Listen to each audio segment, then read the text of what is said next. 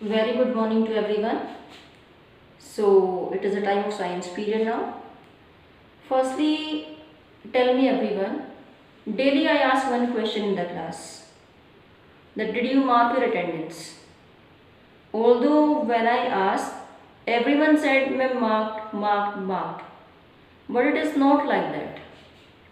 I don't know, you are attending the class but you are not marking attendance. Why it is so? Can you tell me the reason? Reason आप मुझे बता सकते हो? Although we cannot talk face to face now, you know we are helpless. हम मजबूर हैं जो face to face बात नहीं कर सकते. Okay, so I think you are not serious about your studies. We tell many times कि बेटा if you are marking your attendance daily ना, then we can mark your presence in the register.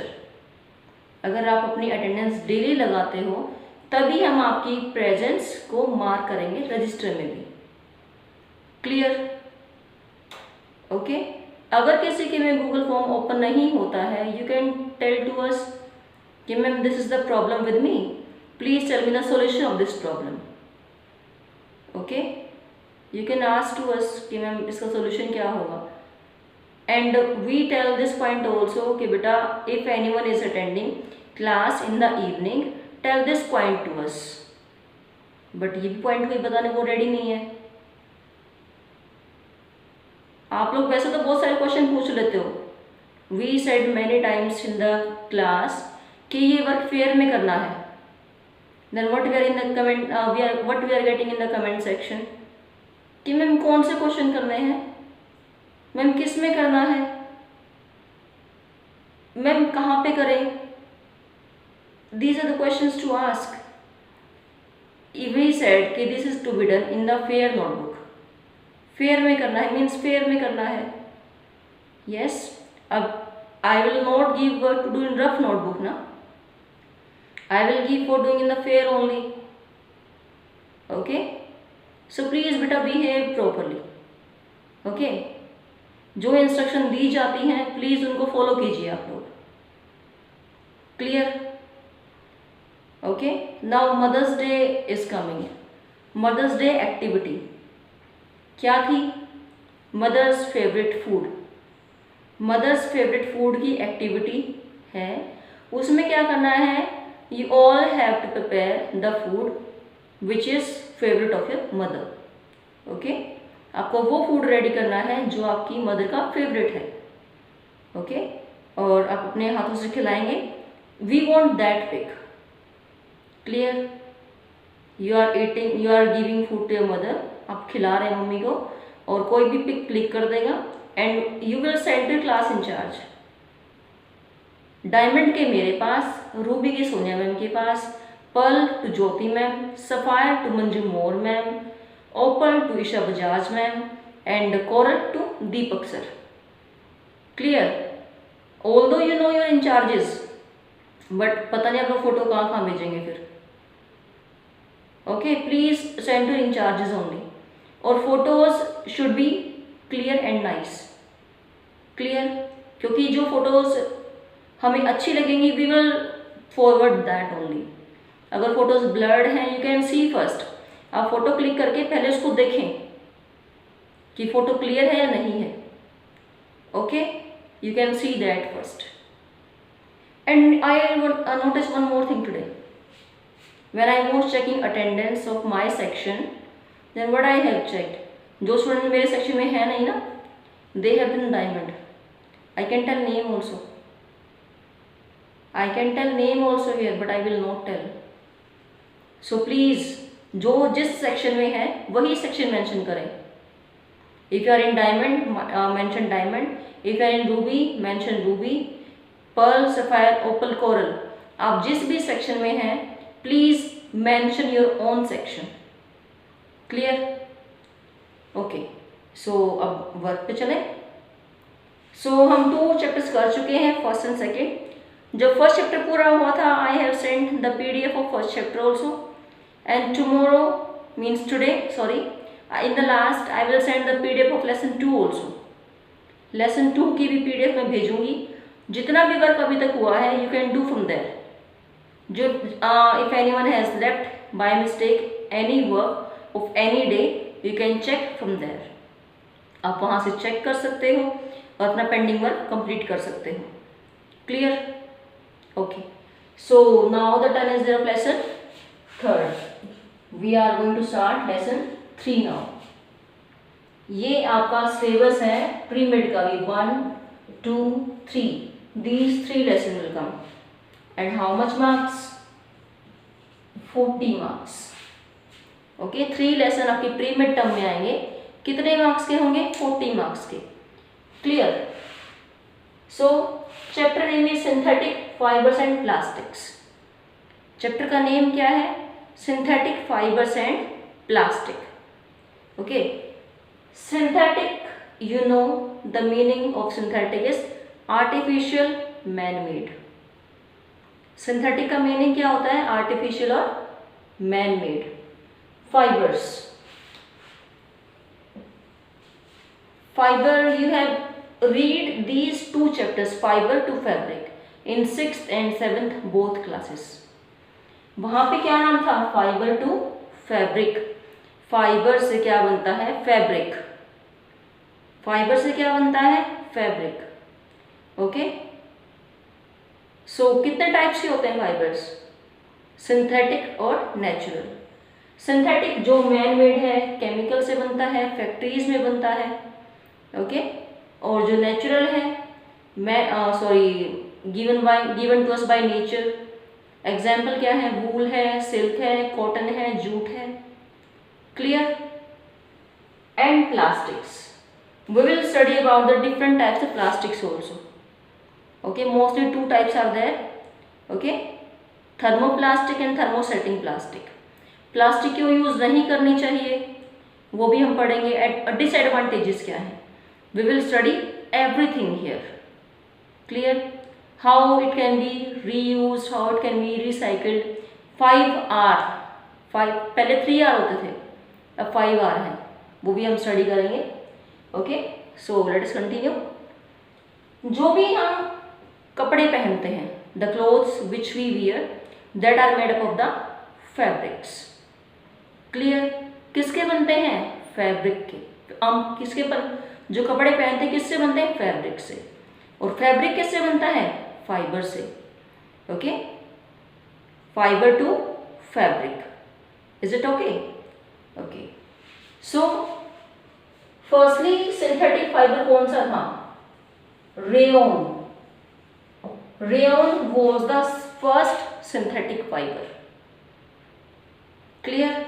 Rayon was the first synthetic fibre जिसकी appearance कैसी थी? Rayon की appearance आती है silk like. Okay, rayon gives appearance like silk. Okay, so this is the some introduction of this chapter। let us start। for thousands of years people wore clothes made up of natural fibers। clear? 1000 years पहले the people they were wearing clothes made up of the natural fibers because before a long time and nowadays there is a lot of difference। बहुत difference आ चुका है। Okay, like जो natural fibre थे वो कौन कौन से हैं? Cotton, jute, wool and silk. These are the natural fibres. Cotton, jute, wool, silk. Silk किससे मिलता है? सिल्क वॉर्म से। सिल्क वॉर्म से। वूल शिप है। Okay, there are the different type of names are there which I will give during the class time। Jute किससे बनता है? Jute plant is there। cotton plant से। okay, cotton balls are there। you have I think you have seen the cotton balls in the fields also। okay, so clothes made up of natural fibers are comfortable to wear। जो कपड़े किससे बनते हैं? Natural fibre से। Natural fibre कौन से हैं? Cotton, jute, wool and silk. Okay, ये हमारे नेचुरल फाइबर्स हैं। ध्यान से सुनना, I will ask questions in the after the video. Okay, first synthetic fibre कौन सा था? रेयॉन, जिसकी अपीयरेंस कैसी है? Silk like. सिंथेटिक का मीनिंग क्या होता है? आर्टिफिशियल और man made. Clear? So clothes made up of natural fibres are comfortable to wear, not allergic to skin, okay, means they are comfortable for the skin also, and biodegradable. Biodegradable means which can be easily mixed into the soil, जो easily decompose हो सके। Clear? अब हम plastic की बात करें तो is it decomposable? No, plastic is not decomposable. It takes many more years to decompose. अगर इसको बर्न करते हैं तो there is a release of gas ethylene which is very dangerous for the environment, okay, which cause the air pollution, which is not to be done. So however they also have some drawbacks. जो हमने cotton clothes देखे यहाँ पे, cotton की type, sorry natural fibres की type देखी, cotton, jute, wool and silk. These types we have seen here. Although these were comfortable to wear, comfortable थे, biodegradable भी हैं, non allergic to skin भी हैं, मीन्स से कोई एलर्जी कॉज नहीं करते, बट कहीं ना कहीं इनके भी ड्रॉबैक्स हैं। They are also having some likenesses, इनमें भी कमियां हैं। So for instance, cotton clothes wrinkle easily. जो cotton clothes हैं, they got wrinkled easily. Without iron, we cannot wear these clothes. Next, silk is expensive. Silk expensive है, means a lot of money is required for that, and require delicate handling. It is to be handled with the proper care. Okay, अगर silk हमें पहनना है तो proper care is required for that. Wool shrink हो जाता है and is eaten by moths. Okay. Wool shrink भी होता है और it can be damage by the moth also. Jute is hard, jute hard होता है and is not as durable as other natural fibres, और ड्यूरेबल नहीं है, clear, other fibre से कंपैरिजन में। So although these are discomfortable to wear also, these are not allergic also, these are biodegradable also. कुछ ना कुछ कमियां तो इनमें भी हैं। तो इन कमियों को देखते हुए साइंटिस्ट ने these drawbacks led scientist to use the knowledge. इन्हीं ड्रॉबैक्स के कारण साइंटिस्ट ने अपना नॉलेज यूज किया, टेक्नोलॉजी का यूज किया, and they create fibres artificially. Clear? उन्होंने ड्रॉबैक्स को देखा, अपना नॉलेज यूज किया, टेक्नोलॉजी यूज की, then what they have done, they develop fibers artificially, means उन्होंने synthetic fibers prepare किए, they prepared synthetic fibers. Okay, so students, it is about the basic of chapter.